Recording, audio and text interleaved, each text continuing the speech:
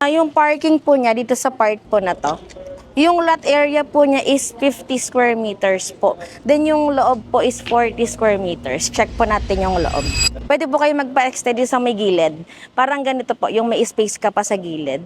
So yung turnover po niya, ma'am, ganito na yung matatanggap ni buyer upon turnover. So modern na po yung itsura ng bahay. 2-story siya. Then yung parking po niya dito sa part po na to, yung lot area po niya is 50 square meters po. Then yung loob po is 40 square meters. Check po natin yung loob. Ka-arrange na. So sa turnover, ang kailangan nyo na lang ipalagay is yung mismong tiles. Then kung gusto nyo magpa-interior pa, yan na yung magiging ano niya. Kaya na si buyer na mismo yung magde-decide niya. So para at least ma-visualize nyo kung paano siya iaano kay client. Ito na mismo yung turnover. Dito yung kitchen area. Ito po yung inclusion niya. Meron na rin siyang mga cabinets. Tapos naka-tiles na rin yung kitchen countertop. So pwede rin siya magpalagay ng cabinet sa turnover. Yan.